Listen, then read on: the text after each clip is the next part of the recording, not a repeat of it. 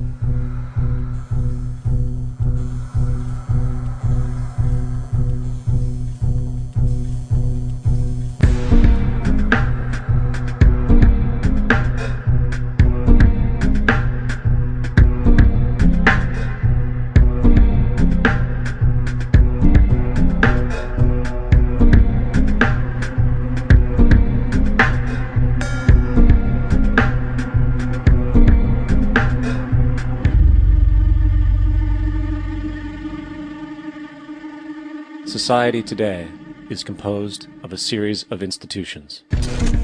From political institutions, legal institutions, religious institutions, to institutions of social class, familial values, and occupational specialization. It is obvious the profound influence these traditionalized structures have in shaping our understandings and perspectives.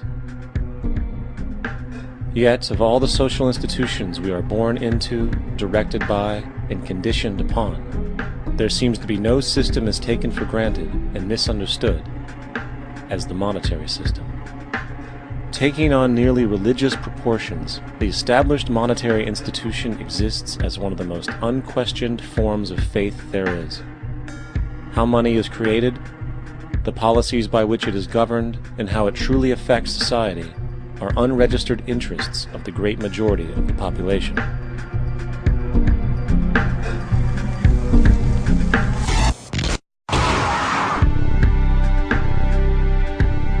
In a world where 1% of the population owns 40% of the planet's wealth, in a world where 34,000 children die every single day from poverty and preventable diseases, and where 50% of the world's population lives on less than $2 a day, one thing is clear: something is very wrong. And whether we are aware of it or not, the lifeblood of all of our established institutions, and thus society itself, is money. Therefore, understanding this institution of monetary policy is critical to understanding why our lives are the way they are. Unfortunately, economics is often viewed with confusion and boredom. Endless streams of financial jargon coupled with intimidating mathematics quickly deters people from attempts at understanding it. However, the fact is, the complexity associated with the financial system is a mere mask, designed to conceal one of the most socially paralyzing structures humanity has ever endured.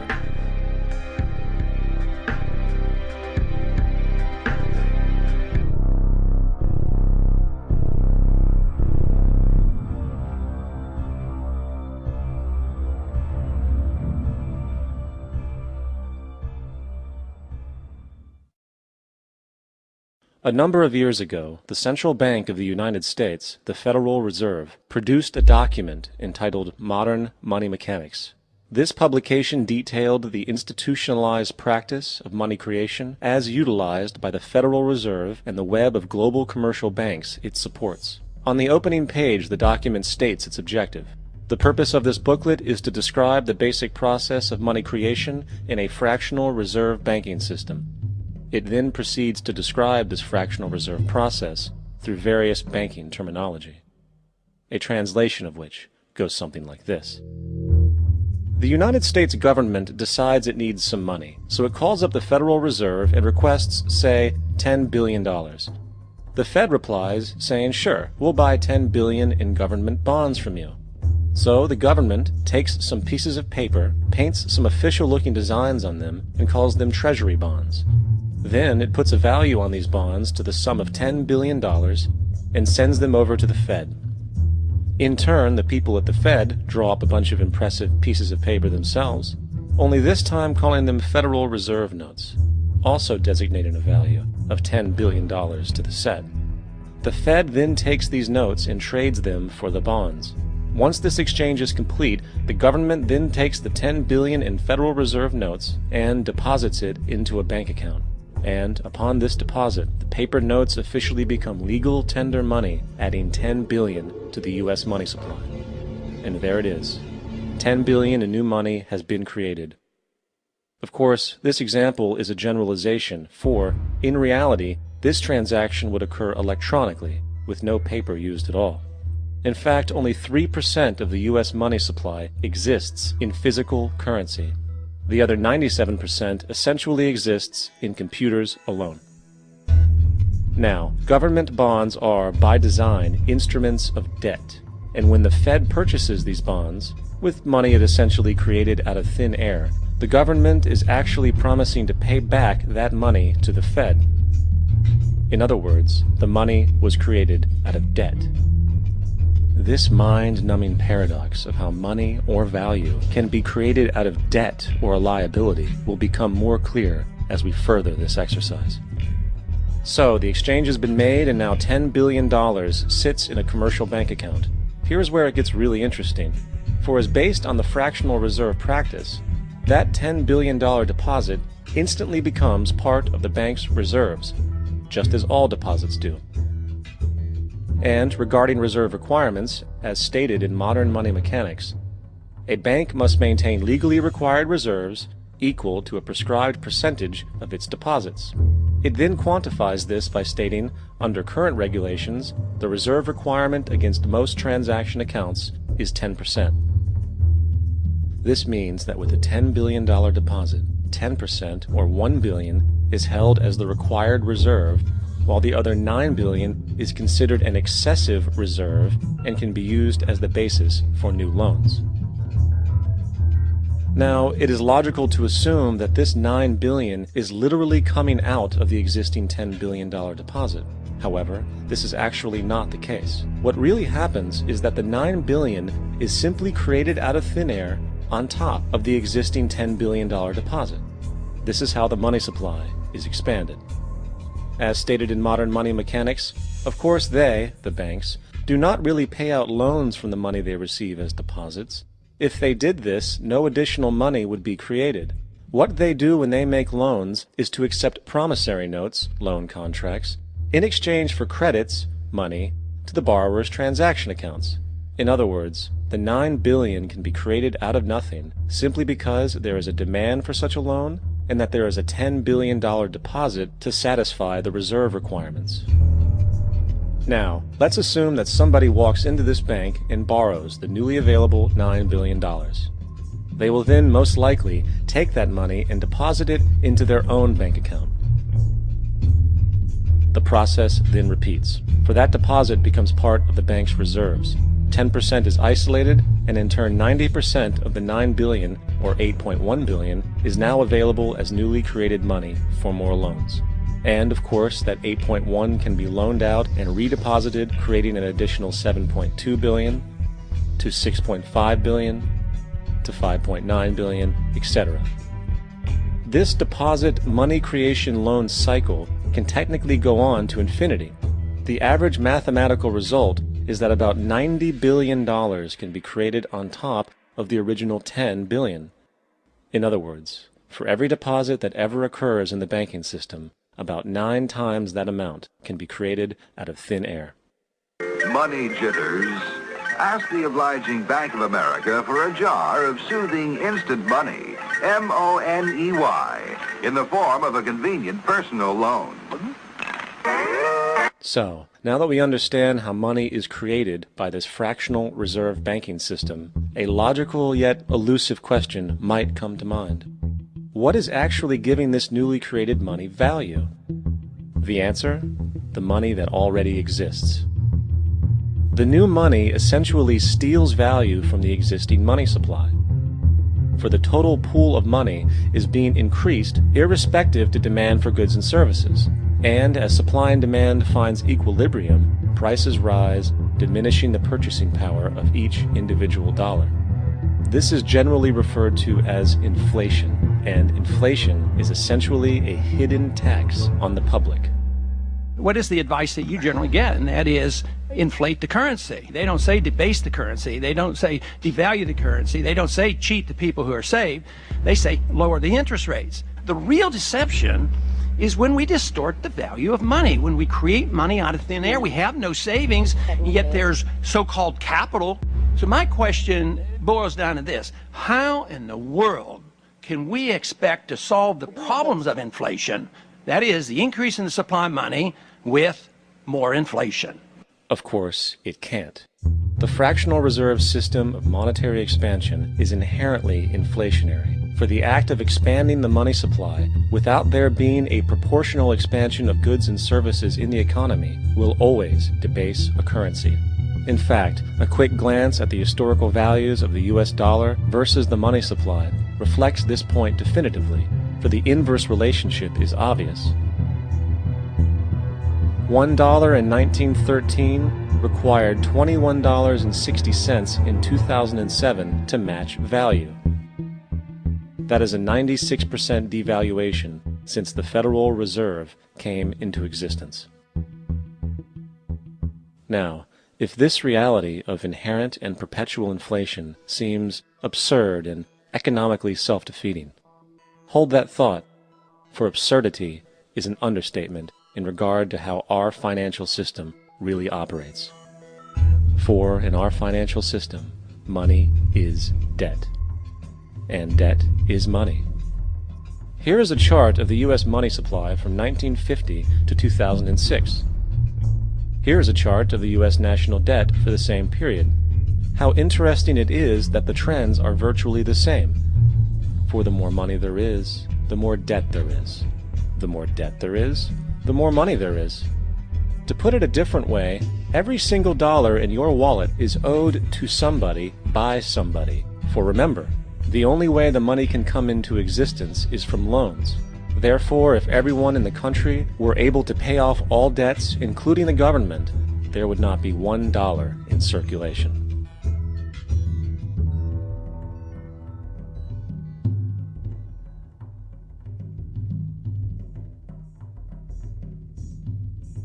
In fact, the last time in American history the national debt was completely paid off was in 1835, after President Andrew Jackson shut down the central bank that preceded the Federal Reserve. In fact, Jackson's entire political platform essentially revolved around his commitment to shut down the central bank, stating at one point, "The bold efforts the present bank has made to control the government are but premonitions of the fate that awaits the American people should they be deluded into a perpetuation of this institution or the establishment of another like it." Unfortunately, his message was short-lived, and the international bankers succeeded to install another central bank in 1913, the Federal Reserve. And as long as this institution exists, perpetual debt is guaranteed. Now, so far we have discussed the reality that money is created out of debt, through loans. These loans are based on a bank's reserves, and reserves are derived from deposits. And through this fractional reserve system, any one deposit can create 9 times its original value, in turn debasing the existing money supply, raising prices in society. And since all this money is created out of debt and circulated randomly through commerce, people become detached from their original debt, and a disequilibrium exists, where people are forced to compete for labor in order to pool enough money out of the money supply to cover their costs of living. As dysfunctional and backwards as all of this might seem, there is still one thing we have omitted from this equation. And it is this element of the structure which reveals the truly fraudulent nature of the system itself: the application of interest. When the government borrows money from the Fed, or when a person borrows money from a bank, it almost always has to be paid back with accrued interest. In other words, almost every single dollar that exists must be eventually returned to a bank with interest paid as well. But if all money is borrowed from the central bank and is expanded by commercial banks through loans, only what would be referred to as the principal is being created in the money supply. So then, where is the money to cover all of the interest that is charged? Nowhere. It doesn't exist. The ramifications of this are staggering, for the amount of money owed back to the banks will always exceed the amount of money that is available in circulation. This is why inflation is a constant in the economy, for new money is always needed to help cover the perpetual deficit built into the system, caused by the need to pay the interest. What this also means is that mathematically, defaults and bankruptcy are literally built into the system, and there will always be poor pockets of society that get the short end of the stick. An analogy would be a game of musical chairs, for once the music stops, somebody is left out to dry. And that's the point. It invariably transfers true wealth from the individual to the banks. For if you are unable to pay for your mortgage, they will take your property. This is particularly enraging when you realize that not only is such a default inevitable due to the fractional reserve practice, but also because of the fact that the money that the bank loaned to you didn't even legally exist in the first place. In 1969, there was a Minnesota court case involving a man named Jerome Daley, who was challenging the foreclosure of his home by the bank which provided the loan to purchase it. His argument was that the mortgage contract required both parties, being he and the bank, each put up a legitimate form of property for the exchange. In legal language, this is called consideration. Mr. Daley explained that the money was, in fact, not the property of the bank, for it was created out of nothing as soon as the loan agreement was signed. Remember what modern money mechanics stated about loans? What they do when they make loans is to accept promissory notes in exchange for credits. Reserves are unchanged by the loan transactions, but deposit credits constitute new additions to the total deposits of the banking system. In other words, the money doesn't come out of their existing assets. the bank is simply inventing it, putting up nothing of its own except for a theoretical liability on paper.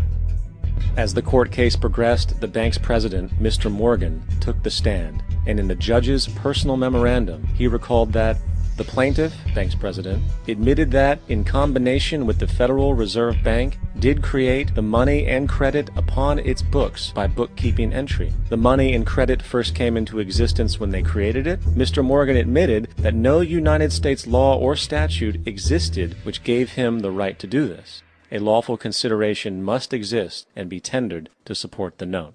The jury found that there was no lawful consideration, and I agree. He also poetically added, "Only God can create something of value out of nothing." And upon this revelation, the court rejected the bank's claim for foreclosure, and Daley kept his home. The implications of this court decision are immense. For every time you borrow money from a bank, whether it is a mortgage loan or a credit card charge, the money given to you is not only counterfeit, it is an illegitimate form of consideration, and hence voids the contract to repay, for the bank never had the money as property to begin with. Unfortunately, such legal realizations are suppressed and ignored, and the game of perpetual wealth transfer and perpetual debt continues. And this brings us to the ultimate question: why? During the American Civil War, President Lincoln bypassed the high-interest loans offered by the European banks and decided to do what the Founding Fathers advocated, which was to create an independent and inherently debt-free currency. It was called the greenback. Shortly after this measure was taken, an internal document circulated between private British and American banking interests stated, "Slavery is but the owning of labor, and carries with it the care of laborers, while the European plan is that capital shall control labor by controlling wages. This can be done by controlling the money. It will not do to allow the greenback, as we cannot control that." The fractional reserve policy perpetrated by the Federal Reserve, which has spread in practice to the great majority of banks in the world, is, in fact, a system of modern slavery. Think about it. Money is created out of debt. And what do people do when they are in debt? They submit to employment to pay it off. But if money can only be created out of loans, how can society ever be debt-free? It can't. And that's the point. And it is the fear of losing assets coupled with the struggle to keep up with the perpetual debt and inflation inherent in the system, compounded by the inescapable scarcity within the money supply itself, created by the interest that can never be repaid, that keeps the wage slave in line, running on the hamster wheel with millions of others, in effect powering an empire that truly benefits only the elite at the top of the pyramid. For, at the end of the day, who are you really working for? The banks. Money is created in a bank and invariably ends up in a bank. They are the true masters, along with the corporations and governments they support. Physical slavery requires people to be housed and fed. Economic slavery requires people to feed and house themselves. It is one of the most ingenious scams for social manipulation ever created, and at its core, it is an invisible war against the population. Debt is the weapon used to conquer and enslave societies, and interest is its prime ammunition. And as the majority walks around oblivious to this reality, the banks, in collusion with governments and corporations, continue to perfect and expand their tactics of economic warfare, spawning new bases, such as the World Bank and International Monetary Fund, while also inventing a new type of soldier, the birth of the economic hitman.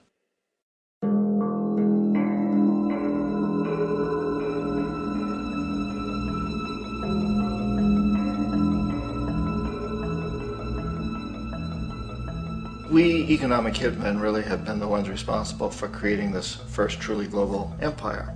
And we work many different ways.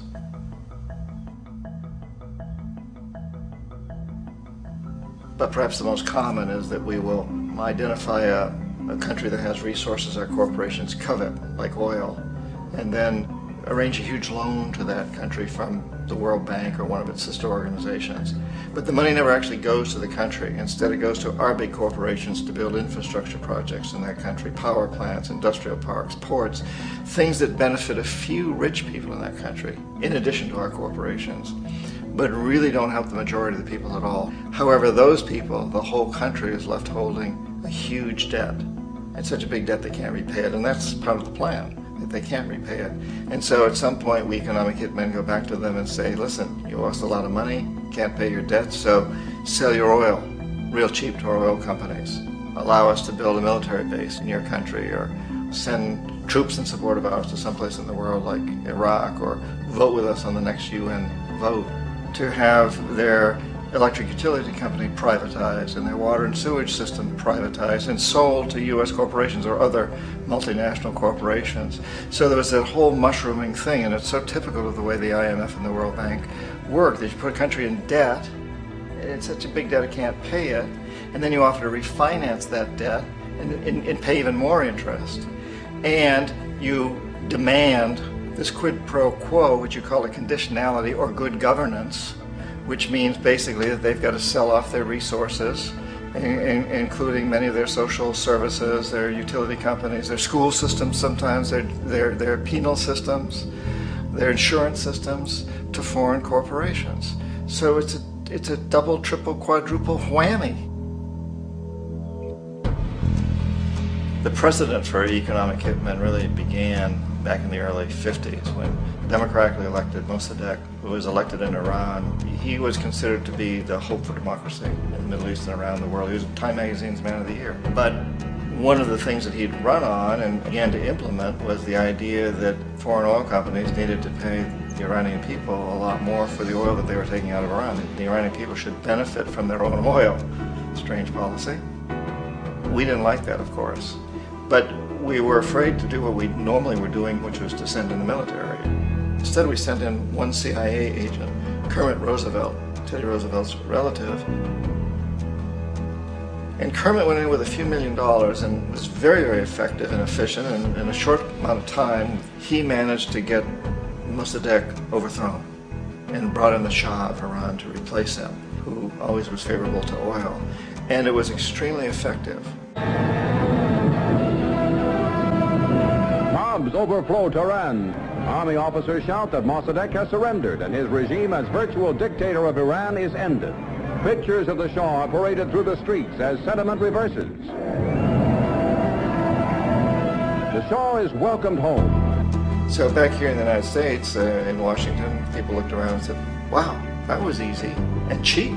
So this established a whole new way of manipulating countries, of creating empire.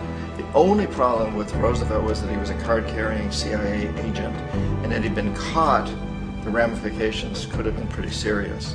So very quickly at that point, the decision was made to use private consultants to channel the money through the World Bank or the IMF or one of the other such agencies, to bring in people like me who worked for private companies, so that if we got caught, there would be no governmental ramifications.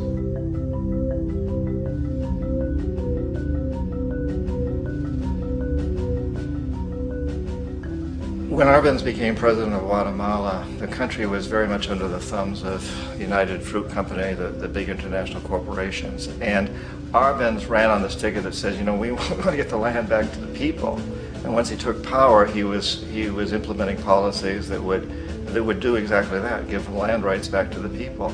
United Fruit didn't like that very much. And so they hired a public relations firm, launched a huge campaign in the United States to convince the United States people, the citizens of the United States, and the press of the United States, and the Congress of the United States, that Arbenz was a Soviet puppet, and that if we allowed him to stay in power, the Soviets would have a foothold in this hemisphere. And that, at that point in time, was a huge fear on everybody's mind, the Red Terror, the Communist terror. And so, to make a long story short, out of this public relations campaign came a commitment on the part of the CIA and the military to take this man out. And in fact, we did. We sent in planes, we sent in soldiers, we sent in jackals, we sent everything in to take him out, and did take him out. And as soon as he was removed from office, the new guy that took over after him basically reinstated everything to the big international corporations, including United Fruit.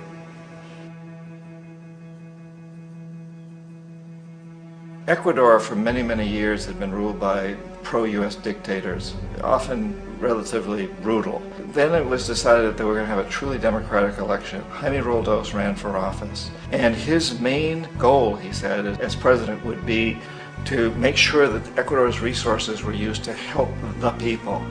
And he won, overwhelming, by more votes than anybody had ever won anything in Ecuador. And he began to implement these policies to make sure that the profits from oil went to help the people.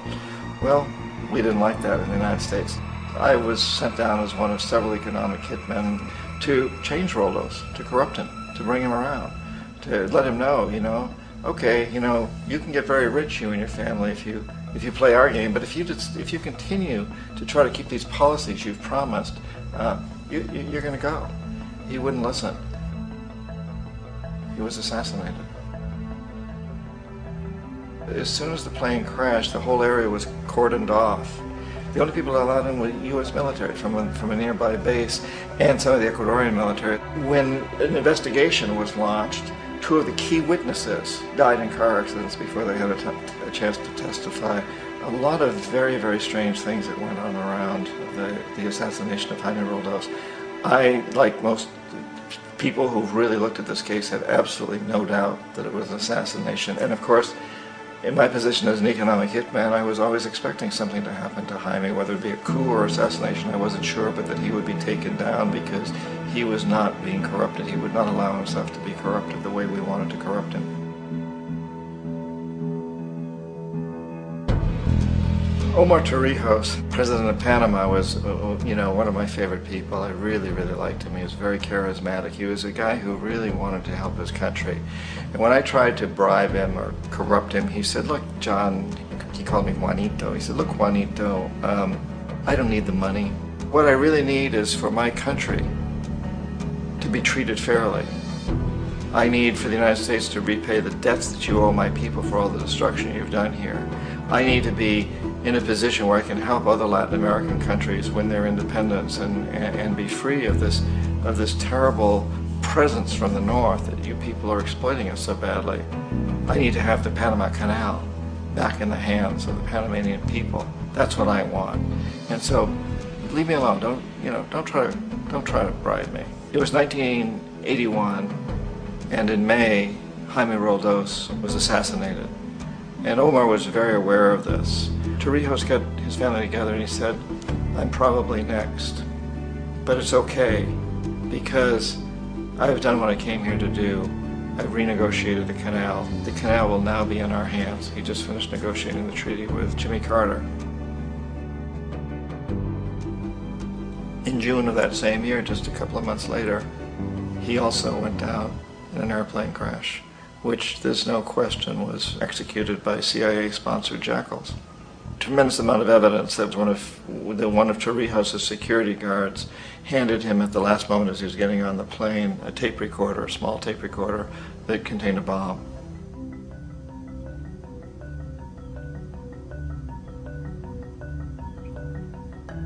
It is interesting to me how this system has continued pretty much the same way for years and years and years, except the economic hitmen have got better and better and better. Then we come up with, very recently, what happened in Venezuela.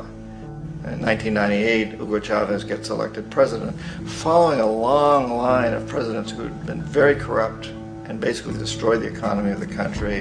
And Chavez was elected amidst all that. Chavez stood up to the United States, and he's done it primarily demanding that Venezuelan oil be used to help the Venezuelan people. Well, we didn't like that in the United States. So in 2002, a coup was staged, which there's no question in my mind, and most other people's minds, that the CIA was behind that coup.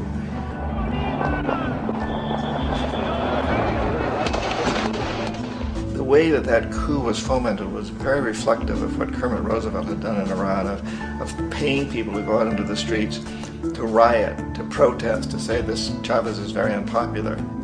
You know, if you can get a few thousand people to do that in television, and can make it look like it's the whole country, and things start to mushroom.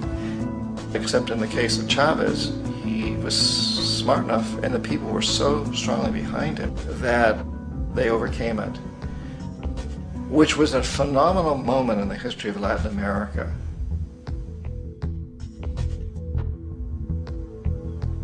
Iraq actually is a perfect example of the way the whole system works. So we economic hitmen are the first line of defense. We go in and we try to corrupt governments and get them to accept these huge loans, which we then use as leverage to basically own them. If we fail, as I failed in Panama with Omar Torrijos and in Ecuador with Jaime Roldos, men who refused to be corrupted, then the second line of defense is we send in the jackals. And the jackals either overthrow governments or they assassinate. And once that happens and a new government comes in, and boy, it's going to toe the line because the new president knows what will happen if he doesn't. In the case of Iraq, both of those things failed. Economic hitmen were not able to get through to Saddam Hussein. We tried very hard. We tried to get him to accept a deal very similar to what the House of Saud had accepted in Saudi Arabia, but he wouldn't accept it. And so the jackals went in to take him out. They couldn't do it. His security was very good. After all, he had one time worked for the CIA. He'd been hired to assassinate a former president of Iraq and failed, but he knew the system.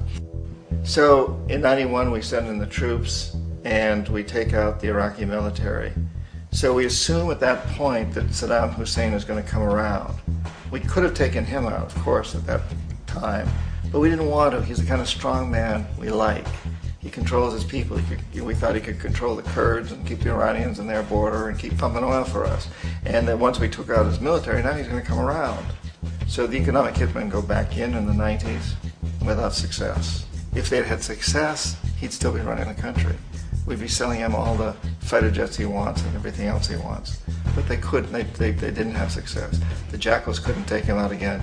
So we sent the military in once again, and this time we did the complete job and took him out, and in the process created for ourselves some very, very lucrative construction deals. We had to reconstruct a country that we'd essentially destroyed, which is a pretty good deal if you own construction companies, big ones. So, you know, Iraq shows the three stages. The economic hitmen failed there, the jackals failed there, and as a final measure, the military goes in. And in that way, we've really created an empire, but we've done it very, very subtly.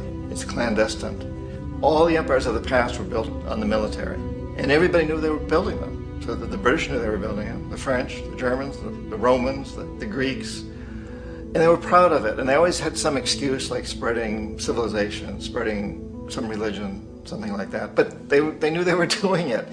We don't. The majority of the people in the United States have no idea that we're living off the benefits of a clandestine empire, that today there's more slavery in the world than ever before.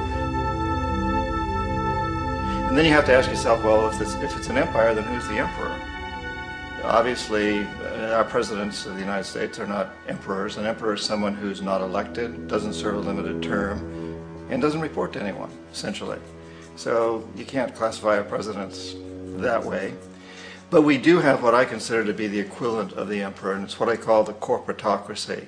The corporatocracy is this group of individuals who run our biggest corporations, and they really act as the emperor of this empire. They control our media, either through direct ownership or advertising. They control most of our politicians because they finance their campaigns, either through their corporations or through personal contributions that come out of the corporations. They're not elected, they don't serve a limited term, they don't report to anybody. And at the very top of the corporatocracy, you really can't tell whether a person's working for a private corporation or the government because they're always moving back and forth. So, you know, you've got a guy who one moment is the president of a big construction company like Halliburton, and the next moment he's vice president of the United States, or the president who is in the oil business. And this is true whether you've got Democrats or Republicans in the office. You have them moving back and forth through the revolving door. And in a way, our government is invisible a lot of the time, and its policies are carried out by our corporations on one level or another. And then again, the policies of the government are basically forged by the corporatocracy and then presented to the government. They become government policy. So it's an incredibly cozy relationship.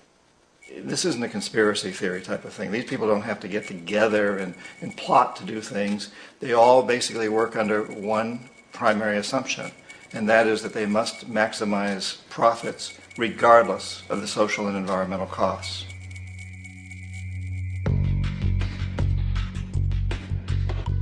This process of manipulation by the corporatocracy through the use of debt, bribery, and political overthrow is called globalization. Just as the Federal Reserve keeps the American public in a position of indentured servitude through perpetual debt, inflation, and interest, the World Bank and IMF serve this role on a global scale. The basic scam is simple. Put a country in debt either by its own indiscretion or through corrupting the leader of that country, then impose conditionalities or structural adjustment policies, often consisting of the following. Currency devaluation. When the value of a currency drops, so does everything valued in it. This makes indigenous resources available to predator countries at a fraction of their worth. Large funding cuts for social programs. These usually include education and healthcare, compromising the well-being and integrity of the society, leaving the public vulnerable to exploitation. Privatization of state-owned enterprises.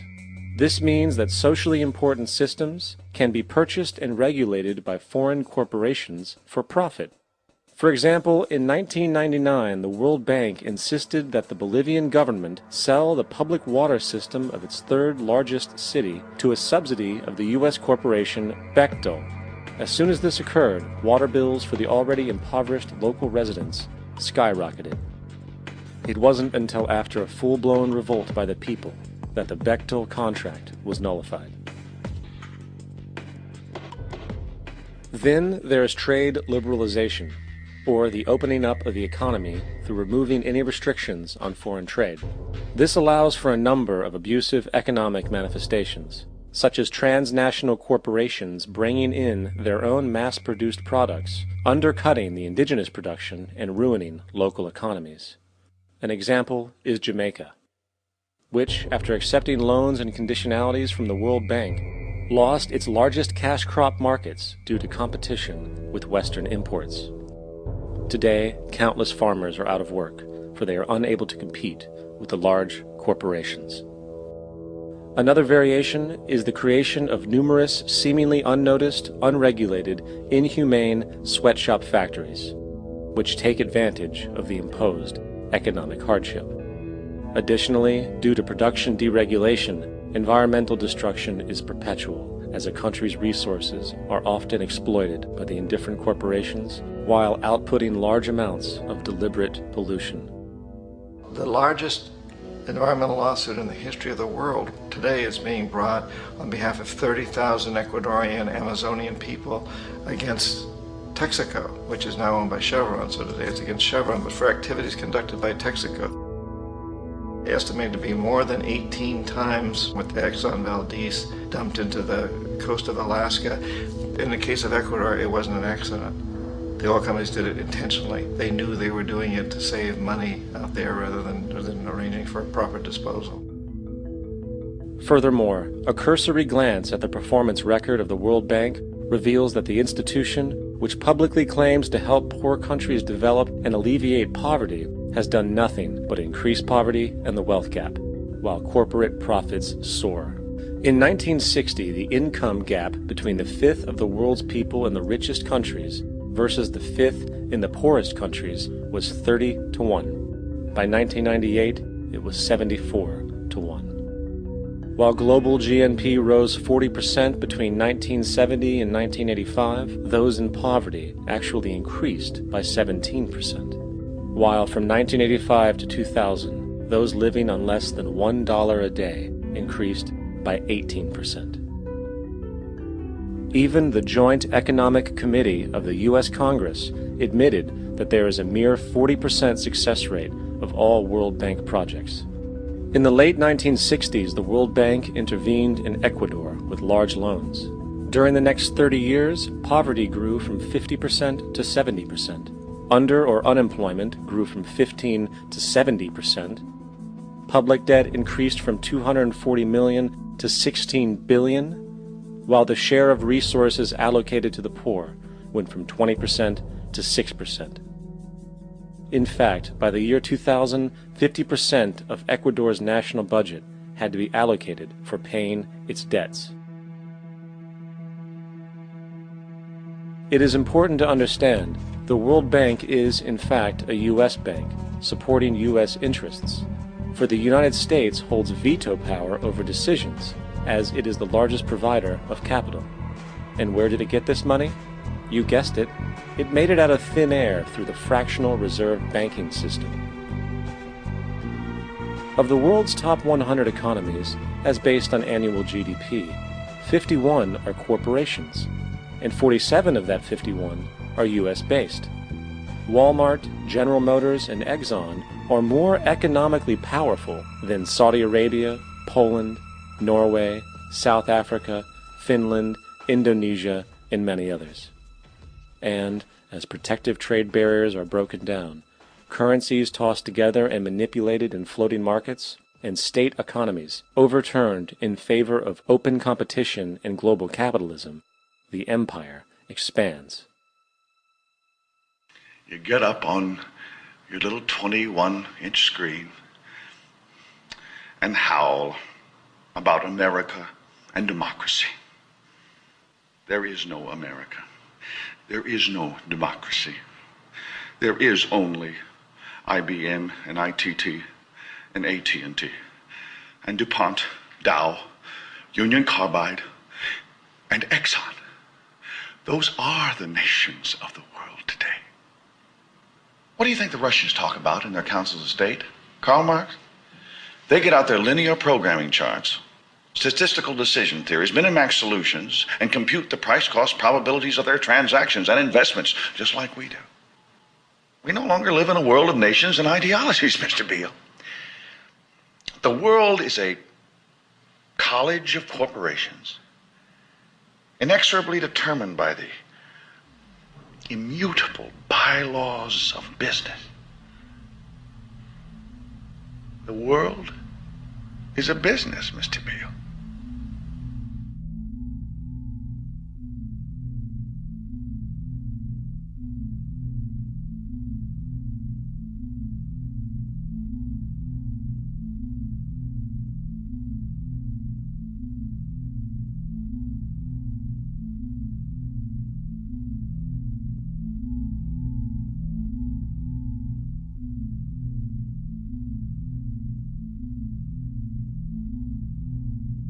The world is being taken over by a handful of business powers who dominate the natural resources we need to live while controlling the money we need to obtain these resources.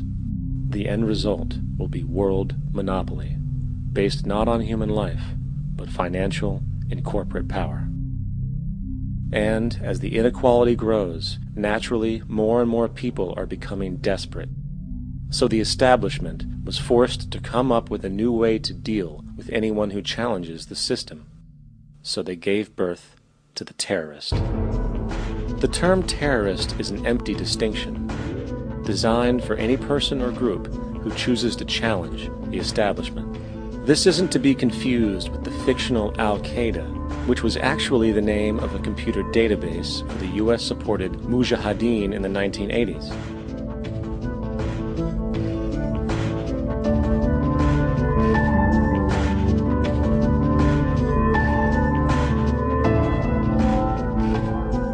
In 2007, the Department of Defense received $161.8 billion for the so-called global war on terrorism. According to the National Counterterrorism Center, in 2004, roughly 2,000 people were killed internationally due to supposed terrorist acts.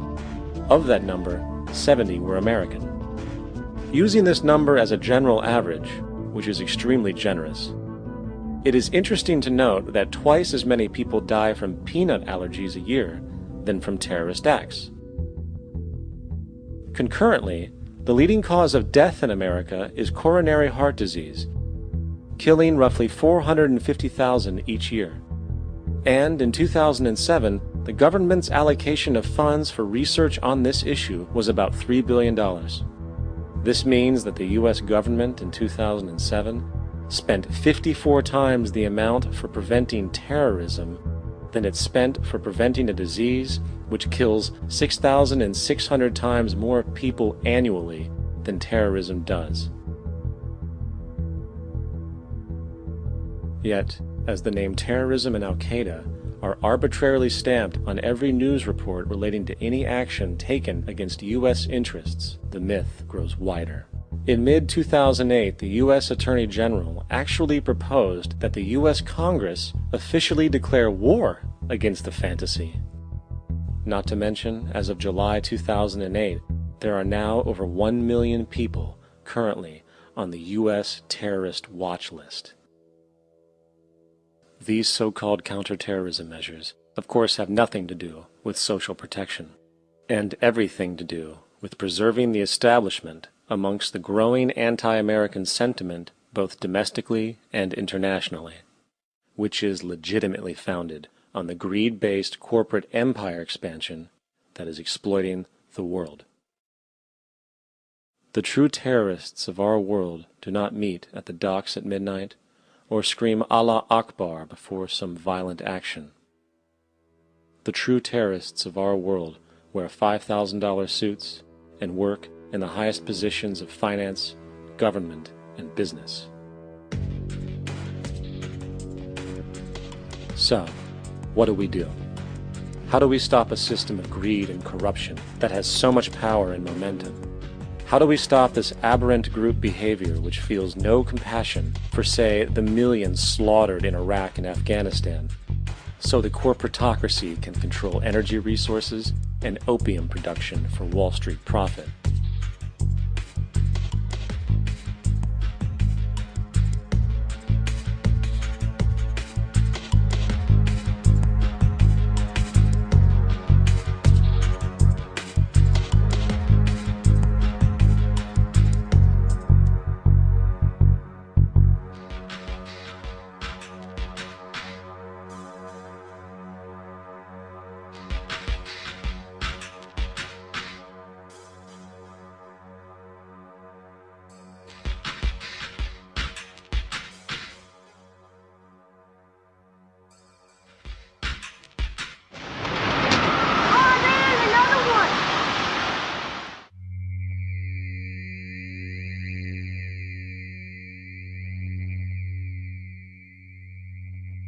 How do we stop a system of greed and corruption that condemns poor populations to sweatshop slavery for the benefit of Madison Avenue? Or that engineers false flag terror attacks for the sake of manipulation? Or that generates built-in modes of social operation which are inherently exploitative? Or that systematically reduces civil liberties and violates human rights in order to protect itself from its own shortcomings? How do we deal with the numerous covert institutions, such as the Council on Foreign Relations, the Trilateral Commission, and the Bilderberg Group, and other undemocratically elected groups which, behind closed doors, collude to control the political, financial, social, and environmental elements of our lives? In order to find the answer, we must first find the true underlying cause. For the fact is, the selfish, corrupt, power, and profit-based groups are not the true source of the problem. They are symptoms.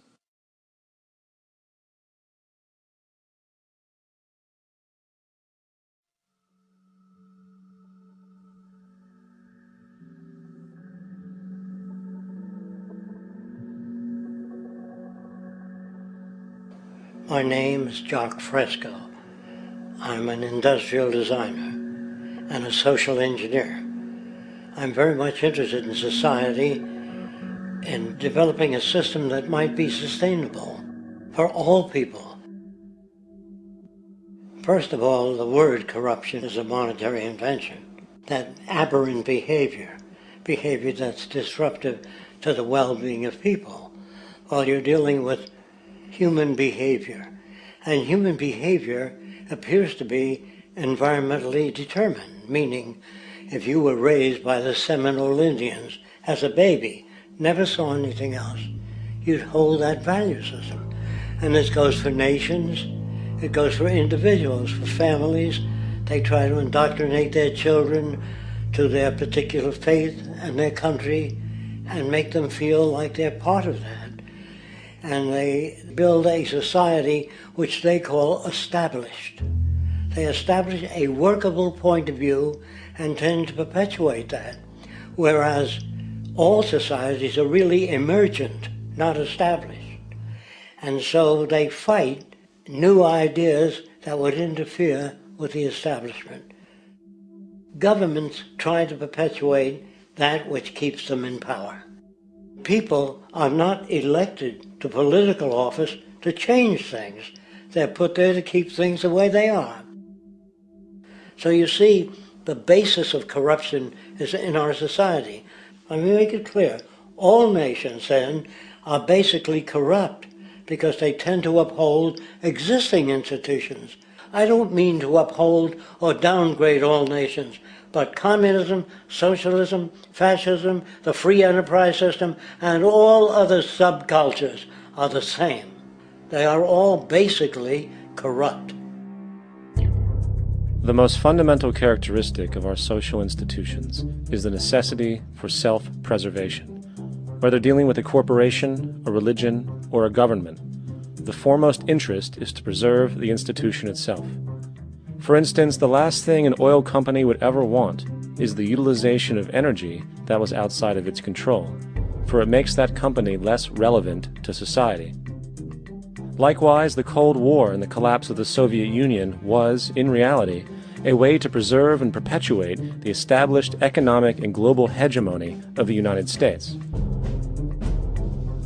Similarly, religions condition people to feel guilty for natural inclinations, each claiming to offer the only path to forgiveness and salvation.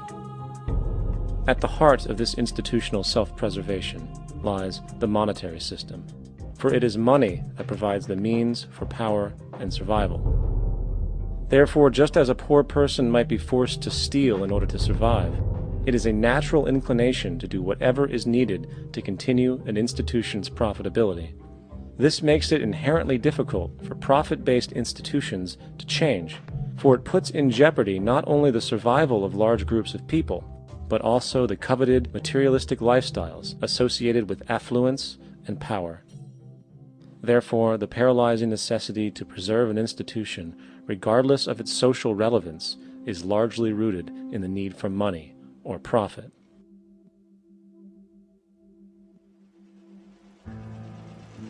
What's in it for me is why people think. And so if a man makes money selling a certain product, naturally he's going to fight the existence of another product that may threaten his institution.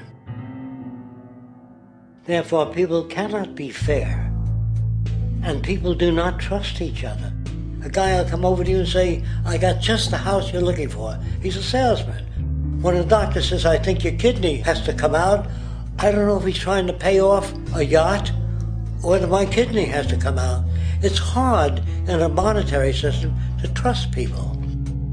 If you came into my store and I said, this lamp that I've got is pretty good, but the lamp next door is much better, I wouldn't be in business very long. It wouldn't work. If I were ethical, it wouldn't work. So when you say industry cares for people, that's not true. They can't afford to be ethical. So your system is not designed to serve the well-being of people. If you still don't understand that, there would be no outsourcing of jobs if they cared about people. Industry does not care. They only hire people because it hasn't been automated yet. So don't talk about decency and ethics. We cannot afford it and remain in business. It is important to point out that regardless of the social system, whether fascist, socialist, capitalist, or communist, the underlying mechanism is still money, labor, and competition. Communist China is no less capitalistic than the United States, The only difference is the degree by which the state intervenes in enterprise. The reality is that monetaryism, so to speak, is the true mechanism that guides the interests of all the countries on the planet. The most aggressive and hence dominant variation of this monetaryism is the free enterprise system. The fundamental perspective, as put forth by early free market economists like Adam Smith, is that self-interest in competition leads to social prosperity, as the act of competition creates incentive which motivates people to persevere. However, what isn't talked about is how a competition-based economy invariably leads to strategic corruption, power and wealth consolidation, social stratification, technological paralysis, labor abuse, and, ultimately, a covert form of government dictatorship by the rich elite. The word corruption is often defined as moral perversion. If a company dumps toxic waste into the ocean to save money, most people recognize this as corrupt behavior. On a more subtle level, when Walmart moves into a small town and forces small businesses to shut down for they are unable to compete, a gray area emerges. For what exactly is Walmart doing wrong? Why should they care about mom-and-pop organizations they destroy? Yet, even more subtly, when a person gets fired from their job because a new machine has been created which can do the work for less money, people tend to just accept that as the way it is, not seeing the inherent, corrupt inhumanity of such an action. Because the fact is, whether it is dumping toxic waste, having a monopoly enterprise, or downsizing the workforce, the motive is the same: profit. They are all different degrees of the same self-preserving mechanism, which always puts the well-being of people second to monetary gain. Therefore, corruption is not some byproduct of monetaryism. It is the very foundation. And while most people acknowledge this tendency on one level or another, the majority remains naive as to the broad ramifications of having such a selfish mechanism as the guiding mentality in society. Internal documents show that after this company positively, absolutely knew that they had a medication that was infected with the AIDS virus, they took the product off the market in the U.S. and then they dumped it in France, Europe, Asia, and Latin America. The U.S. government allowed it to happen. The FDA allowed this to happen. And now the government is completely looking the other way. Thousands of innocent hemophiliacs have died from the AIDS virus. This company knew absolutely that it was infected with AIDS. They dumped it because they wanted to turn this disaster into a profit. So you see, you have built-in corruption. We're all chiseling off each other, and you can't expect decency in that sort of thing. And feeling that, they don't know who to elect. They think in terms of a democracy, which is not possible in a monetary-based economy. If you have more money to advertise your position, the position you desire in government, that isn't a democracy. It serves those in positions of differential advantage. So it's always a dictatorship of the elitists, the financially wealthy.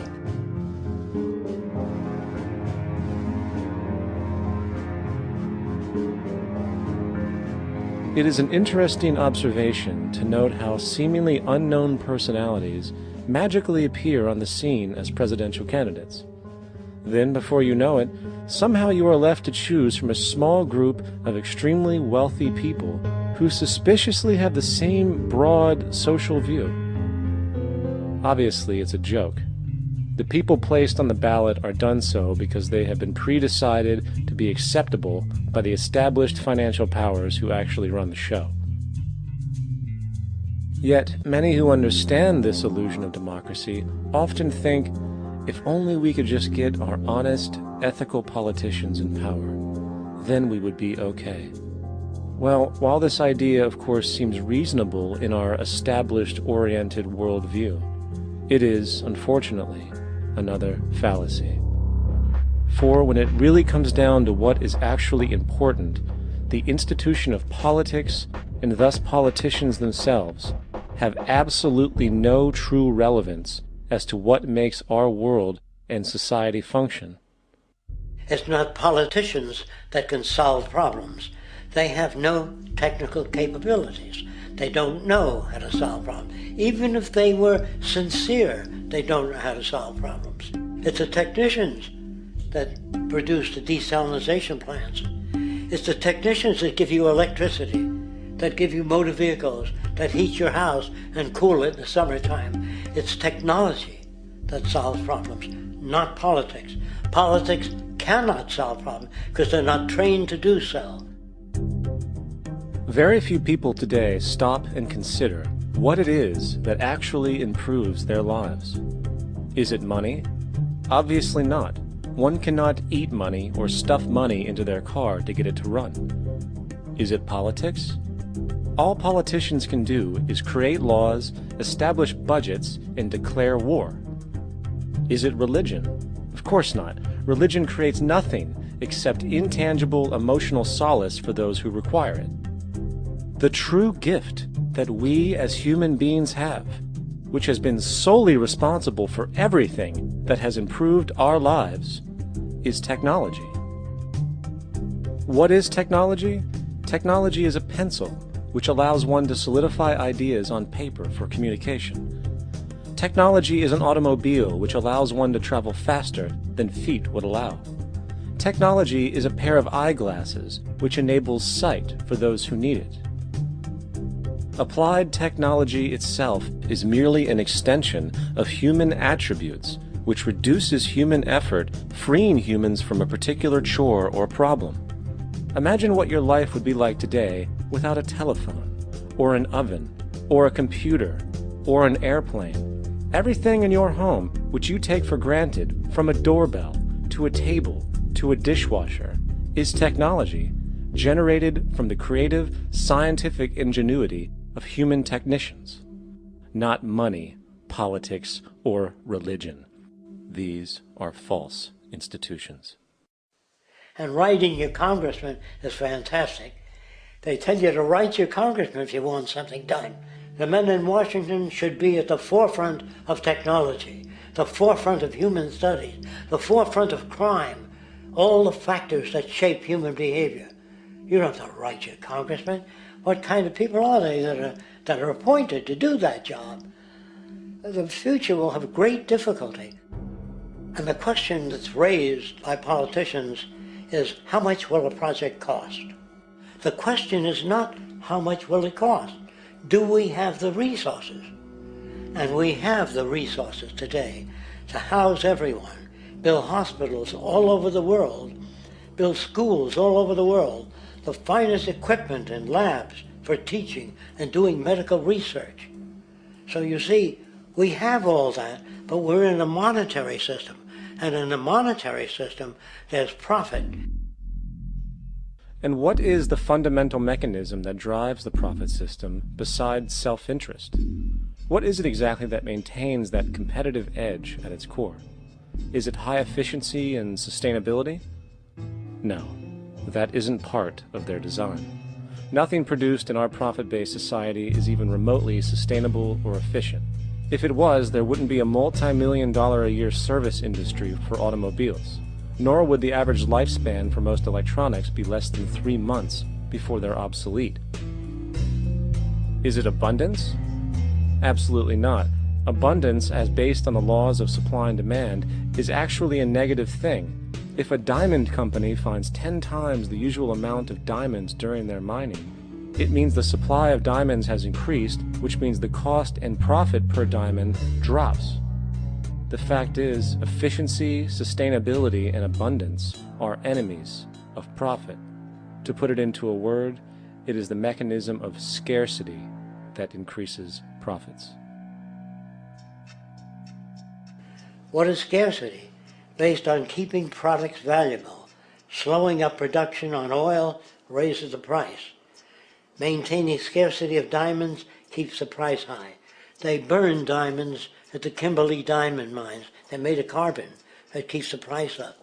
So then, what does it mean for society when scarcity, either produced naturally or through manipulation, is a beneficial condition for industry. It means that sustainability and abundance will never ever occur in a profit system, for it simply goes against the very nature of the structure. Therefore, it is impossible to have a world without war or poverty. It is impossible to continually advance technology to its most efficient and productive states. And, most dramatically, it is impossible to expect human beings to behave in truly ethical or decent ways.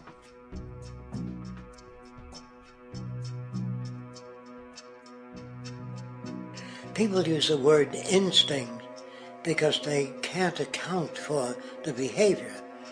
They sit back and they evaluate with their lack of knowledge, and they say things like, humans are built a certain way, greed is a natural thing, as though they've worked for years on it, and it's no more natural than wearing clothing. What we want to do is to eliminate the causes of the problems, eliminate the processes that produce greed and bigotry and prejudice and people taking advantage of one another and elitism, eliminating the need for prisons and welfare. We have always had these problems because we have always lived within scarcity and barter and monetary systems that produce scarcity. If you eradicate the conditions that generate what you call socially offensive behavior, it does not exist. The guy said, well, isn't that inborn? No, it's not. There is no human nature. There's human behavior, and that's always been changed throughout history. You're not born with bigotry and greed and corruption and hatred. You pick that up within the society. War, poverty, corruption, hunger, misery, human suffering will not change in a monetary system. That is, there'll be very little significant change. It's going to take the redesign of our culture, our values, and it has to be related to the carrying capacity of the earth, not some human opinion or some politician's notions of the way the world ought to be, or some religious notions of the conduct of human affairs. And that's what the Venus Project is about. The society that we're about to talk about is a society that is free of all the old superstitions, incarceration, prisons, police, cruelty, and law. All laws will disappear, and the professions will disappear that are no longer valid, such as stockbrokers, bankers, advertising, gone forever, because it's no longer relevant. When we understand that it is technology devised by human ingenuity which frees humanity and increases our quality of life, we then realize that the most important focus we can have is on the intelligent management of the Earth's resources. For it is from these natural resources we gain the materials to continue our path of prosperity. Understanding this, we then see that money fundamentally exists as a barrier to these resources, for virtually everything has a financial cost. And why do we need money to obtain these resources? Because of real or assumed scarcity. We don't usually pay for air and tap water because it is in such high abundance, selling it would be pointless. So then, logically speaking, if resources and technologies applicable to creating everything in our societies, such as houses, cities, and transportation, were in high enough abundance, there would be no reason to sell anything. Likewise, if automation and machinery was so technologically advanced as to relieve human beings of labor, there would be no reason to have a job. And with these social aspects taken care of, there would be no reason to have money at all.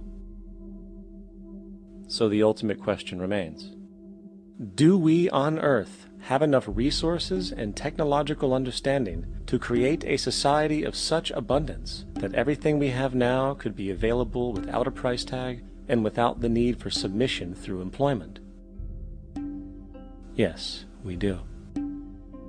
We have the resources and technology to enable this at a minimum. along with the ability to raise the standard of living so high that people in the future will look back at our civilization now and gawk at how primitive and immature our society was. What the Venus Project proposes is an entirely different system that's updated to present-day knowledge. We've never given scientists the problem of how do you design a society which would eliminate boring and monotonous jobs, that would eliminate accidents in transportation, that would enable people to have a high standard of living, that would eliminate poisons in our food, that would give us other sources of energy that are clean and efficient. We can do that out there.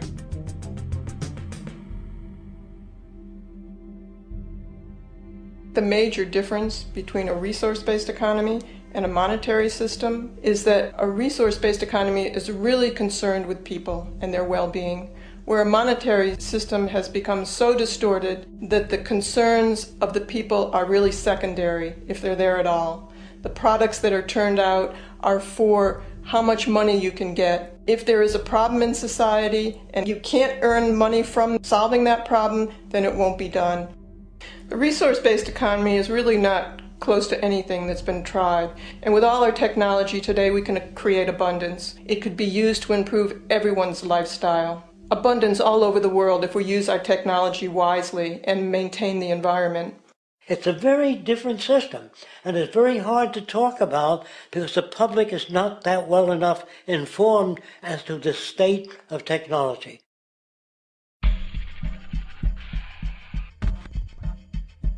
At present, we don't have to burn fossil fuels. We don't have to use anything that would contaminate the environment. There are many sources of energy available. Alternative energy solutions pushed by the establishment, such as hydrogen, biomass, and even nuclear, are highly insufficient, dangerous, and exist only to perpetuate the profit structure that industry has created. When we look beyond the propaganda and self-serving solutions put forth by the energy companies, we find a seemingly endless stream of clean, abundant, and renewable energy for generating power. Solar and wind energy are well known to the public, but the true potential of these mediums remains unexpressed. Solar energy, derived from the sun, has such abundance that 1 hour of light at high noon contains more energy than what the entire world consumes in a year. If we could capture 0.01% of this energy, the world would never have to use oil, gas, or anything else. The question then is not availability, but the technology to harness it. And there are many advanced mediums today which could accomplish just that, if they were not hindered by the need to compete for market share with the established energy power structures. Then there's wind energy. Wind energy has long been denounced as weak, and due to being location-driven, impractical. This is simply not true. The U.S. Department of Energy admitted in 2007 that if wind was fully harvested in just 3 of America's 50 states, it could power the entire nation. And then there are the rather unknown mediums of tidal and wave power. Tidal power is derived from tidal shifts in the ocean. Installing turbines which capture this movement generates energy. In the United Kingdom, 42 sites are currently noted as available, forecasting that 34% of all the UK's energy could come from tidal power alone. Wave power, which extracts energy from the surface motions of the ocean, is estimated to have a global potential of up to 80,000 terawatt-hours a year. This means 50% of the entire planet's energy usage could be produced from this medium alone. Now, it is important to point out that tidal, wave, solar, and wind power requires virtually no preliminary energy to harness, unlike coal, oil, gas, biomass, hydrogen, and all the others. In combination, these 4 mediums alone, if efficiently harnessed through technology, could power the world forever. That being said, there happens to be another form of clean, renewable energy which trumps them all: geothermal power. Geothermal energy utilizes what is called heat mining, which, through a simple process using water, is able to generate massive amounts of clean energy. In 2006, an MIT report on geothermal energy found that 13,000 zettajoules of power are currently available in the Earth, with the possibility of 2,000 zettajoules being easily tappable with improved technology. The total energy consumption of all the countries on the planet is about half of a zettajoule a year. This means about 4,000 years of planetary power could be harnessed in this medium alone. And when we understand that the Earth's heat generation is constantly renewed, this energy is really limitless and could be used forever. These energy sources are only a few of the clean, renewable mediums available, and as time goes on, we will find more. The grand realization is that we have total energy abundance without the need for pollution, traditional conservation, or in fact, a price tag. And what about transportation? The prevailing means of transportation in our societies is by automobile and aircraft, both of which predominantly need fossil fuels to run. In the case of the automobile, the battery technology needed to power an electric car that can go over 100 miles an hour for over 200 miles on one charge exists, and has existed for many years. However, due to battery patents controlled by the oil industry, which limits their availability to maintain market share, coupled with political pressure from the energy industry, the accessibility and affordability of this technology is limited. There is absolutely no reason other than pure, corrupt profit interest that every single vehicle in the world cannot be electric and utterly clean, with zero need for gasoline. As far as airplanes, it is time we realize that this means of travel is inefficient, cumbersome, slow, and causes far too much pollution. This is a maglev train. It uses magnets for propulsion. It is fully suspended by a magnetic field and requires less than 2% of the energy used for plane travel. The train has no wheels, so nothing can wear out. The current maximum speed of versions of this technology, as used in Japan, is 361 miles per hour. However, this version of the technology is very dated. An organization called ET3, which has connections with the Venus Project, has established a tube-based maglev that can travel up to 4,000 miles per hour in a motionless, frictionless tube, which can go over land or underwater. Imagine going from LA to New York for an extended lunch break, or from Washington, D.C. to Beijing, China in 2 hours. This is the future of continental and intercontinental travel, fast, clean, with only a fraction of the energy usage we use today for the same means.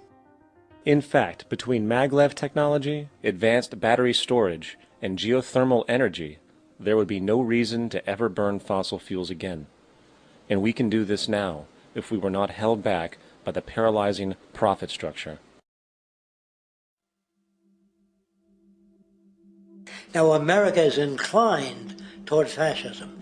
It has a propensity by its dominant philosophy and religion to uphold the fascist point of view.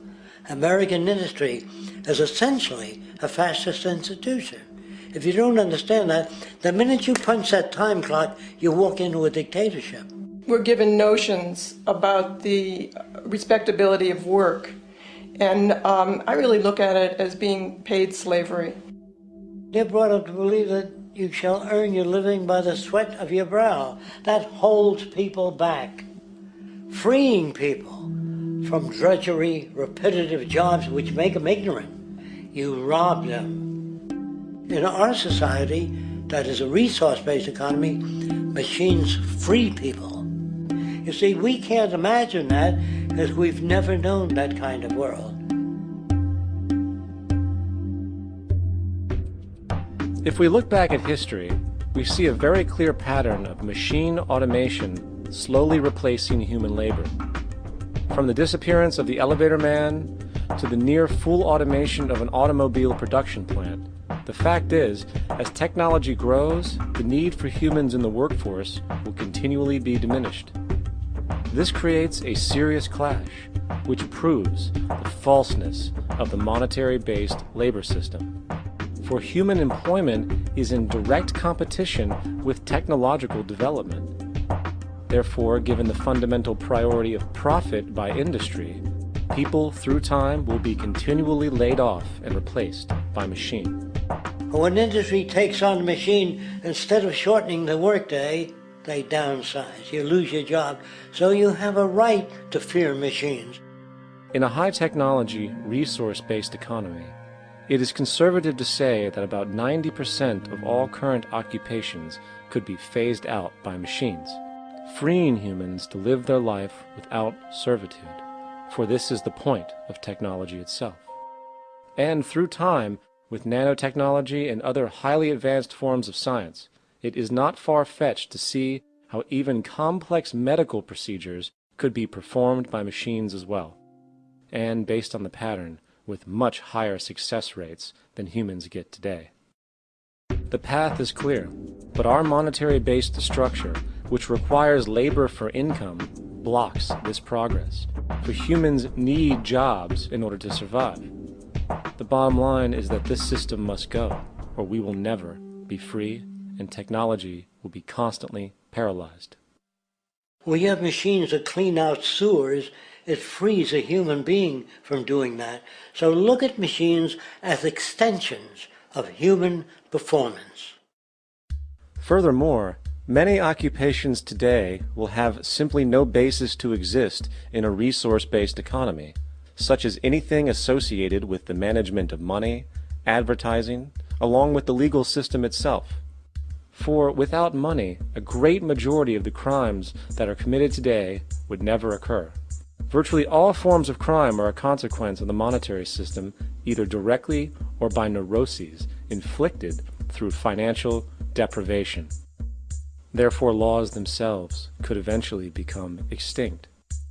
Instead of putting up a sign, drive carefully, slippery when wet, put abrasive in the highway so it's not slippery when wet.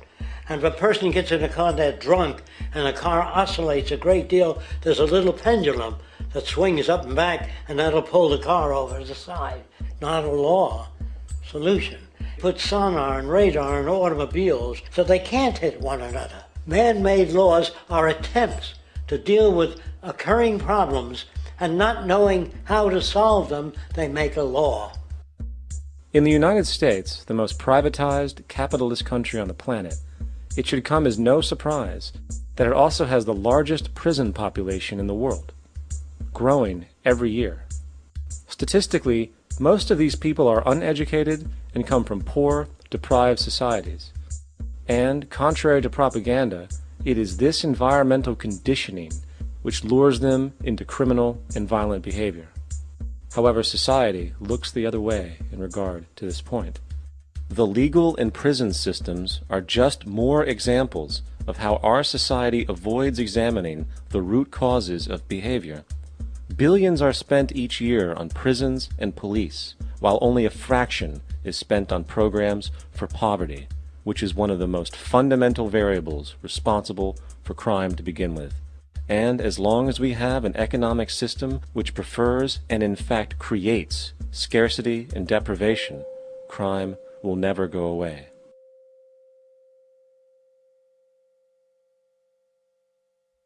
If people have access to the necessities of life without servitude, debt, barter, trade, they behave very differently.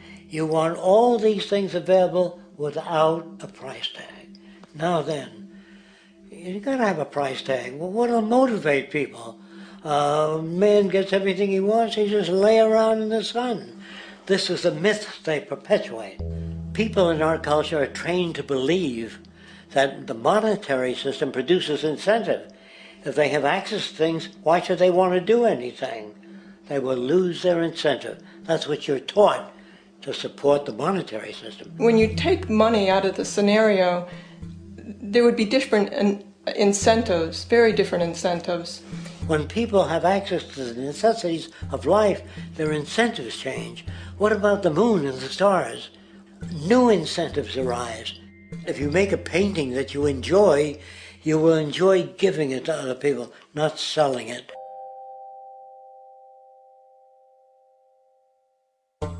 I think most of the education that I've seen today is essentially producing a person for a job. It's very specialized. They're not generalists. People don't know a lot about a lot of different subjects.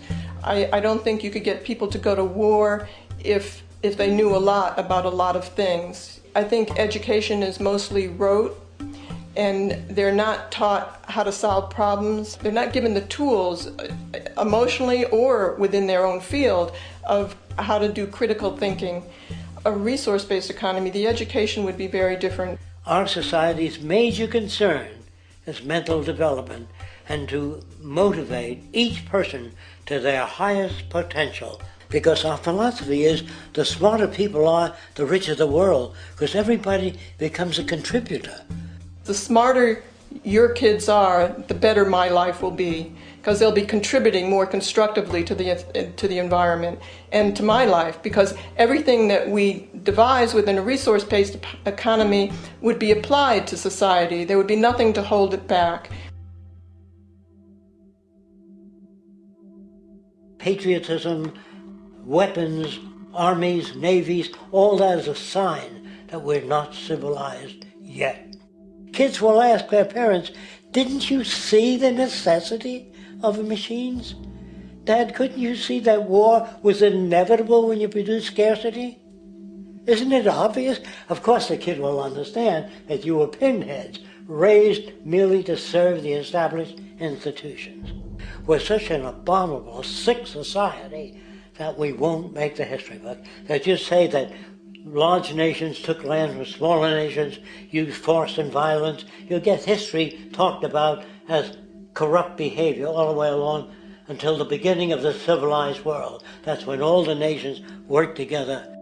World unification, working toward common good for all human beings, and without anyone being subservient to anyone else.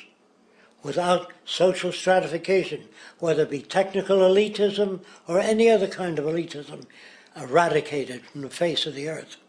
The state does nothing because there is no state. There is no state.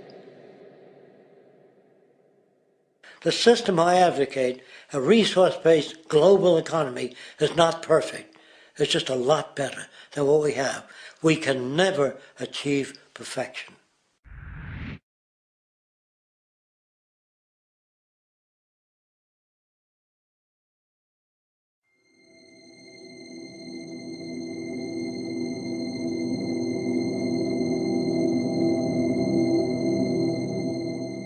The social values of our society, which has manifested in perpetual warfare, corruption, oppressive laws, social stratification, irrelevant superstitions, environmental destruction, and a despotic, socially indifferent, profit-oriented ruling class, is fundamentally the result of a collective ignorance of two of the most basic insights humans can have about reality: the emergent and symbiotic aspects of natural law.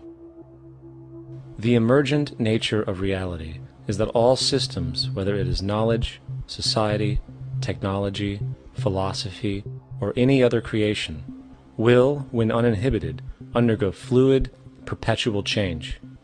What we consider commonplace today, such as modern communication and transportation, would have been unimaginable in ancient times. Likewise, the future will contain technologies, realizations, and social structures that we cannot even fathom in the present. We have gone from alchemy to chemistry, from a geocentric universe to a heliocentric, from believing that demons were the cause of illness to modern medicine. This development shows no sign of ending, and it is this awareness that aligns us and leads us on a continuous path to growth and progress. Static, empirical knowledge does not exist. Rather, it is the insight of the emergence of all systems we must recognize. This means we must be open to new information at all times, even if it threatens our current belief system and hence identities. Sadly, society today has failed to recognize this, and the established institutions continue to paralyze growth by preserving outdated social structures. Simultaneously, the population suffers from a fear of change, for their conditioning assumes a static identity, and challenging one's belief system usually results in insult and apprehension, for being wrong is erroneously associated with failure, when, in fact, to be proven wrong should be celebrated, for it is elevating someone to a new level of understanding, furthering awareness. The fact is, there is no such thing as a smart human being, for it is merely a matter of time before their ideas are updated, changed, or eradicated. And this tendency to blindly hold on to a belief system, sheltering it from new, possibly transforming information, is nothing less than a form of intellectual materialism. The monetary system perpetuates this materialism not only by its self-preserving structures, but also through the countless number of people who have been conditioned into blindly and thoughtlessly upholding these structures, therefore becoming self-appointed guardians of the status quo. Sheep, which no longer need a sheepdog to control them, for they control each other by ostracizing those who step out of the norm. This tendency to resist change and uphold existing institutions for the sake of identity, comfort, power, and profit is completely unsustainable, and will only produce further imbalance, fragmentation, distortion, and invariably, destruction. It's time to change. From hunters and gatherers, to the agricultural revolution, to the industrial revolution, the pattern is clear. It is time for a new social system which reflects the understandings we have today. The monetary system is a product of a period of time where scarcity was a reality. Now, with the age of technology, it is no longer relevant to society. Gone with the aberrant behavior it manifests. Likewise, dominant worldviews, such as theistic religion, operate with the same social irrelevancy. Islam, Christianity, Judaism, Hinduism, and all of the others exist as barriers to personal and social growth, for each group perpetuates a closed worldview, and this finite understanding that they acknowledge is simply not possible in an emergent universe. Yet, religion has succeeded in shutting down the awareness of this emergence by instilling the psychological distortion of faith upon its followers, where logic and new information is rejected in favor of traditionalized, outdated beliefs. The concept of God is really a method of accounting for the nature of things. In the early days, people didn't know enough about how things formed, how nature worked, so they invented their own little stories. And they made God in their own image. A guy that gets angry. When people don't behave right, he creates floods and earthquakes. They say it's an act of God. A cursory glance at the suppressed history of religion reveals that even the foundational myths themselves are emergent culminations, developed through influence over time. For example, a cardinal doctrine of the Christian faith is the death and resurrection of Christ. This notion is so important that the Bible itself states, "And if Christ be not risen, then is our preaching vain, and your faith is also vain." Yet it is very difficult to take this account literally, for not only is there no primary source denoting this supernatural event in secular history, awareness of the enormous number of pre-Christian saviors who also died and were resurrected immediately puts the story in mythological territory by association. Early church figures such as Tertullian went to great lengths to break these associations, even claiming that the devil caused the similarities to occur, stating in the 2nd century, "The devil, whose business is to pervert the truth, mimics the exact circumstance of the divine sacraments. He baptizes his believers and promises forgiveness of sins. He celebrates the oblation of bread and brings in the symbol of the resurrection. Let us therefore acknowledge the craftiness of the devil, who copied certain things of those that be divine." What is truly sad, however, is that when we cease the idea that the stories from Christianity, Judaism, Islam, and all the others are literal history, and accept them for what they really are, which are purely allegorical expressions derived from many faiths, we see that all religions share a common thread, and it is this unifying imperative that needs to be recognized and appreciated. Religious belief has caused more fragmentation and conflict than any other ideology. Christianity alone has 34,000 different subgroups. The Bible is subject to interpretation. When you read it, you say, I think Jesus meant this. I think Job meant that. Oh no, he meant this. So you have the Lutheran, the Seventh-day Adventist, the Catholic, and a church divided is no church at all. And a church divided is no church at all. And this point on division, which is a trademark of all theistic religions, brings us to our second failure of awareness, the false assumption of separation through the rejection of the symbiotic relationship of life. Apart from the understanding that all natural systems are emergent, where all notions of reality will be constantly developed, altered, and even eradicated, we must also understand that all systems are, in fact, invented fragments, merely for the sake of conversation. For there is no such thing as independence in nature. The whole of nature is a unified system of interdependent variables, each a cause and a reaction, existing only as a concentrated whole. You don't see the plug connected to the environment, so it looks like we're free, wandering around. Take the oxygen away, we all die immediately. Take plant life away, we die. And without the sun, all the plants die. So we are connected. We really must take into account the totality. This isn't just a human experience on this planet. This is a total experience. And we know we can't survive without plants and animals. We know we can't survive without the four elements, you know. And so when are we going to really start taking that into account? That's what it is to be successful. Success depends on how well we relate to everything around us. I'm very aware of the fact that my grandson cannot possibly hope to inherit a sustainable, peaceful, stable, socially just world unless every child today growing up in Ethiopia, in Indonesia, in Bolivia, in Palestine, in Israel also has that same expectation. You got to take care of the whole community or you're going to have serious problems. And now we have to see that the whole world is the community and we must all take care of each other that way. And it's not just a community of human beings. It's a community of plants and animals and elements. And we really need to understand that. That's what's going to bring us joy, too, and pleasure. That's what's missing in our lives right now. We can call it spirituality, but the fact of the matter is joy comes from that bliss of connectedness. That's our God spirit. That's that side of ourselves that really feels it. And you can feel it deep inside you. It's this amazing, wonderful feeling. And you know it when you get it. You don't get it from money. You get it from connection. Now, if that isn't a hazard to this country, how are we going to keep building nuclear weapons? You know what I mean? What's going to happen to the arms industry when we realize we're all one?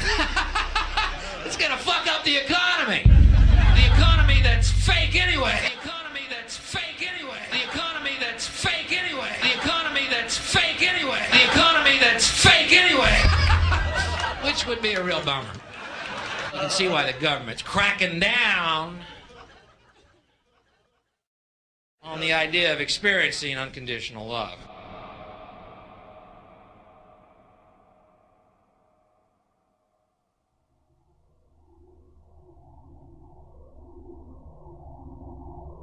Once we understand that the integrity of our personal existences are completely dependent on the integrity of everything else in our world, we have truly understood the meaning of unconditional love.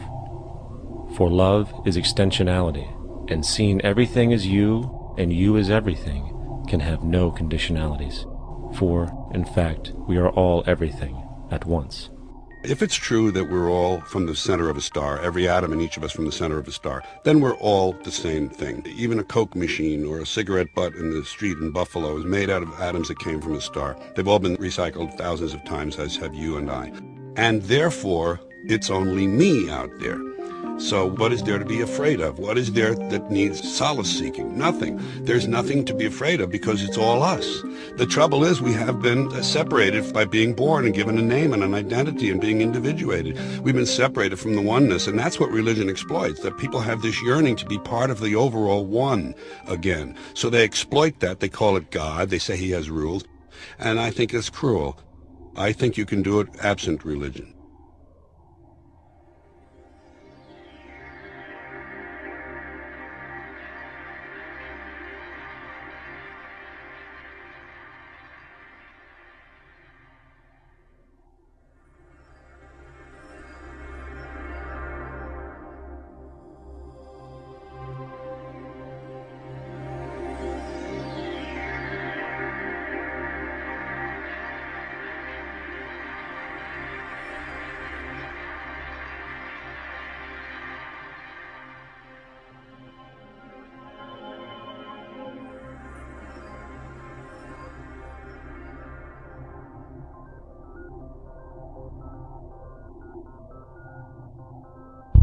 It's time to claim the unity our outmoded social systems have broken apart, and work together to create a sustainable global society where everyone is taken care of and everyone is truly free.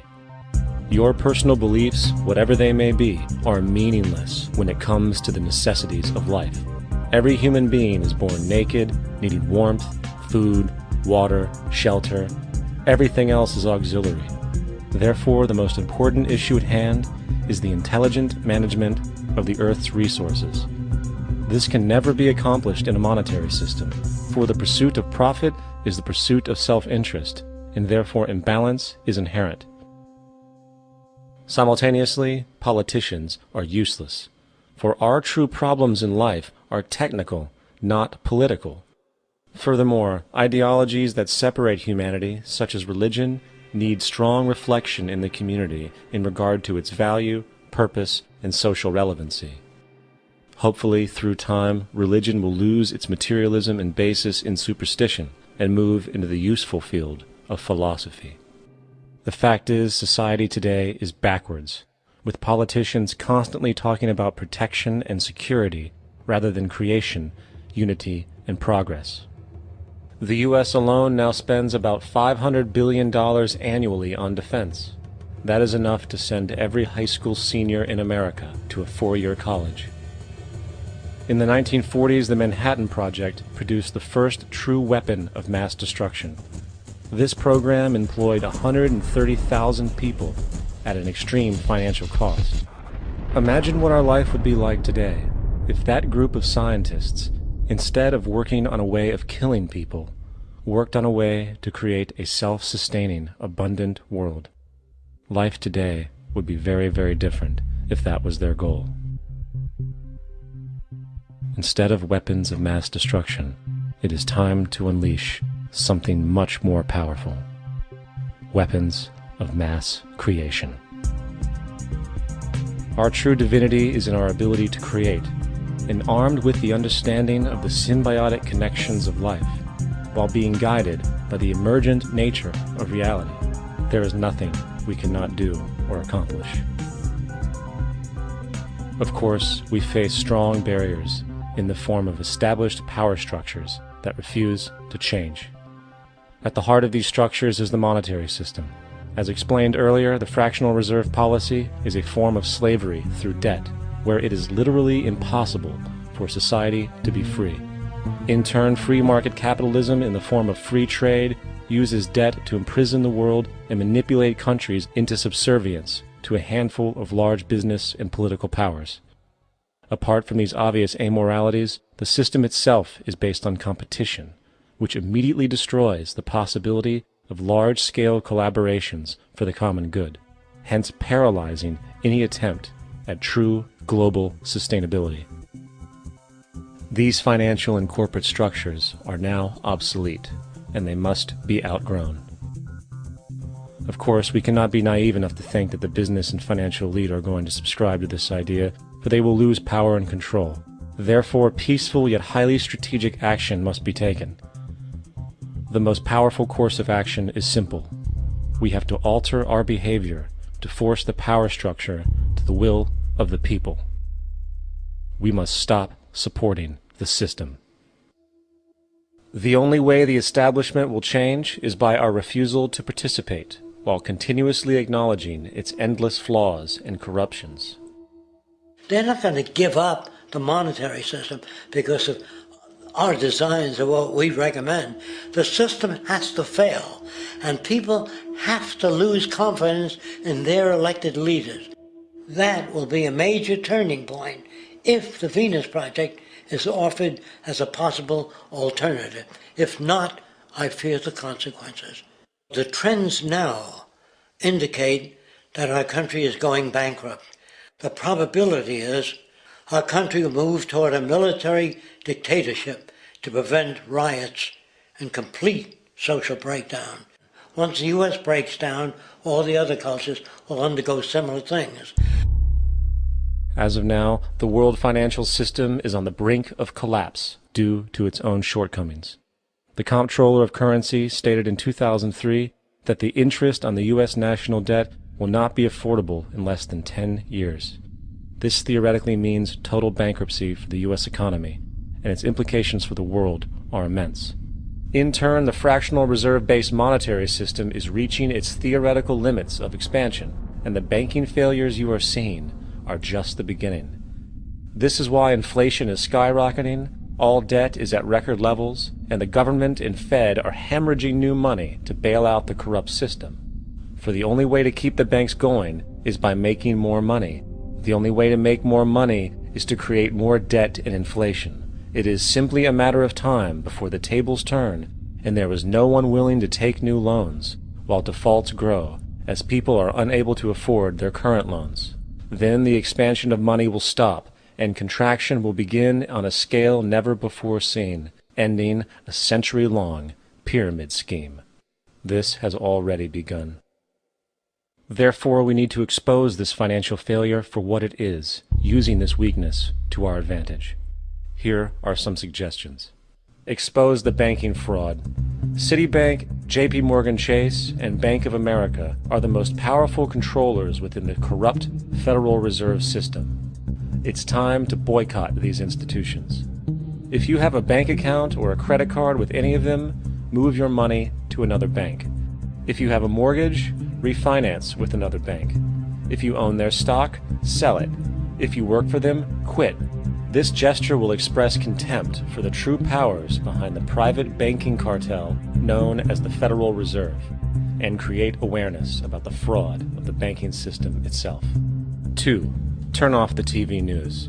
Visit the emerging independent news agencies on the internet for your information. CNN, NBC, ABC, Fox, and all the others present all news pre-filtered to maintain the status quo.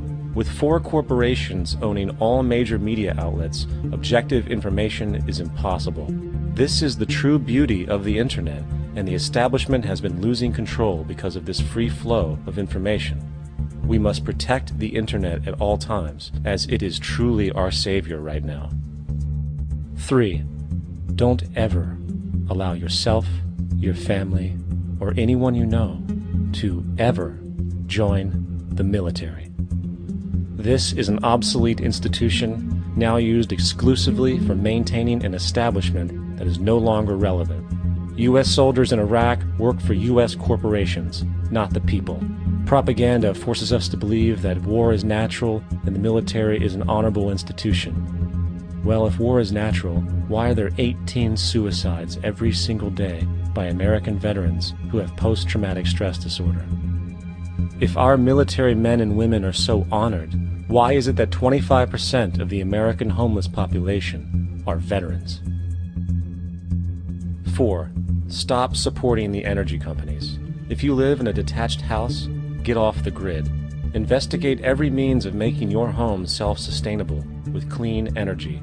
Solar, wind, and other renewable energies are now affordable consumer realities, and considering the never-ending rising cost of traditional energies, it will likely be a cheaper investment over time. If you drive, get the smallest car you can, and consider using one of the many conversion technologies that can enable your car to be a hybrid, electric, or run on anything other than establishment fuels. 5. Reject the political system. The illusion of democracy is an insult to our intelligence. In a monetary system, there is no such thing as a true democracy, and there never was. We have two political parties owned by the same set of corporate lobbyists. They are placed in their positions by the corporations, with popularity artificially projected by their media. In a system of inherent corruption, the change of personnel every couple of years has very little relevance. Instead of pretending that the political game has any true meaning, focus your energy on how to transcend this failed system. And 6. Join the movement. Go to the zeitgeistmovement.com and help us create the largest mass movement for social change the world has ever seen.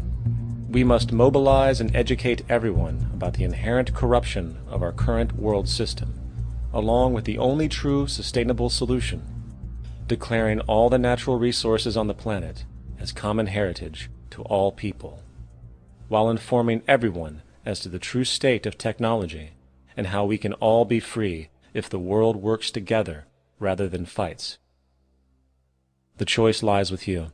You can continue to be a slave to the financial system and watch the continuous wars, depressions, and injustice across the globe while placating yourself with vain entertainment and materialistic garbage.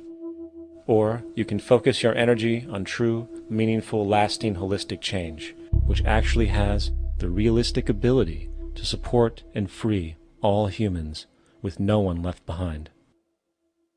But, in the end, the most relevant change must occur first inside of you. The real revolution is the revolution of consciousness, and each one of us first needs to eliminate the divisionary, materialistic noise we have been conditioned to think is true, while discovering, amplifying, and aligning with the signal coming from our true empirical oneness. It is up to you.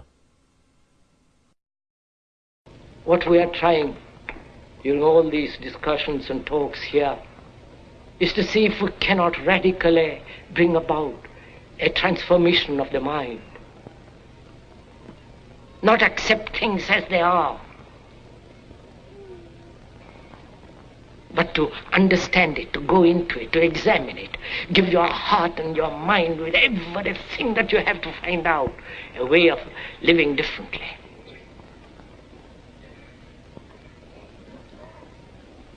But that depends on you and not somebody else. Because in this there is no teacher, no pupil, there is no leader, there is no guru, there is no master, no savior. You yourself are the teacher and the pupil, you are the master, you are the guru, you are the leader. You are everything. And to understand is to transform what is.